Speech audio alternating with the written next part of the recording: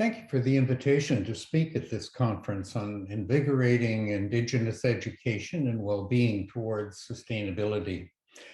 Really, congratulations on forming such a knowledgeable and important gathering of partners to enhance the informed and equitable dialogue on learning to live together.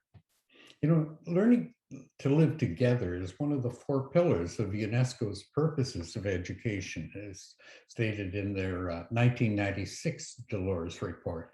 But adding sustainability to it makes it even more relevant today. And congratulations as well to IIUM for continuing with your pursuit of engaging and learning, not only about, but from, with, and for the Indigenous people of Malaysia, and particularly Gombek.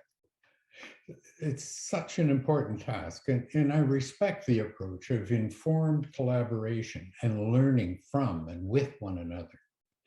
And thanks also to IIUM and likely many others who are there today for partnering in our UNESCO Chair's ongoing global research program in reorienting education and training systems to improve the lives of Indigenous youth.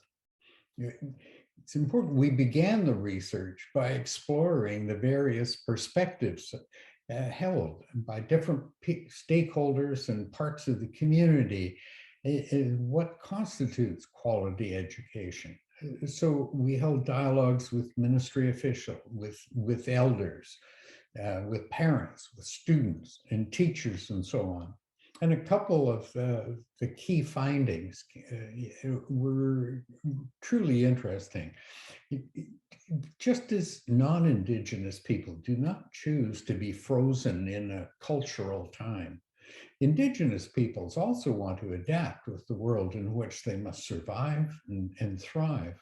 And some of the findings that we found, for instance, that there was agreement that one of the really important things was the teaching of 21st century competencies. This is really fortunate because it means we can continue to build on some of our already constructed curriculum. But they had cultural concerns as well. They wanted their history, their stories, and so on maintained as to who they are as a people. But as well as content, there was also the pedagogy that needed to be adapted. And fortunately, again, experiential learning, learning from the land, learning from other people in the community, including the elders and so on, is good for all students and so on. So, but they pointed out that just, again, aligning with what is good education for all students, they needed access to all forms of knowledge and different perspectives. So on. But this collaboration, this learning from and with, it's important for both Indigenous and non-Indigenous people alike.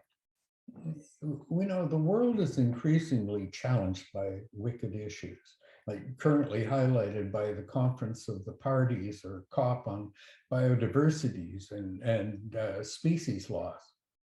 That's now underway. And then there's the upcoming COP 26 on climate change in Glasgow in a few days.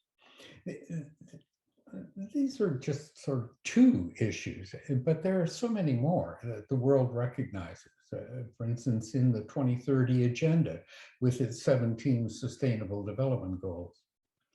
Now, we constantly hope for technological breakthroughs to easily make these wicked issues go away. But I think down deep, we intrinsically know that we must change our pervasive worldviews.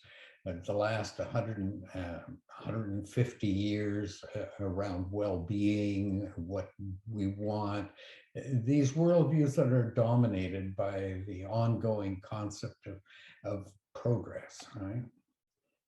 Now, education systems are, as well as religious systems, but education systems are at the heart of shaping worldviews, and therefore must be at the heart of discussing the shifting of worldviews.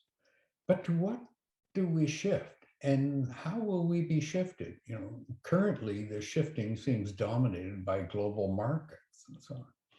Now, certainly indigenous worldviews that lasted for millennia have a voice and a message that we should understand, comprehend, and consider.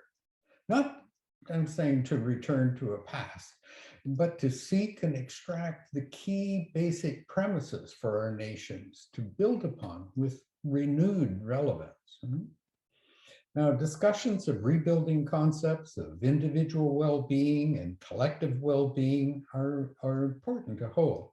But taking in the indigenous perspectives, as you are today, of not only current well-being, but including indigenous understandings of intergenerational well-being, a perspective that so aligns with the concept of sustainable development, is indeed cutting edge. So thank you for this opportunity to speak, and I look forward to the outcomes of your deliberations. I wish you a thoughtful and constructive conference. Thank you.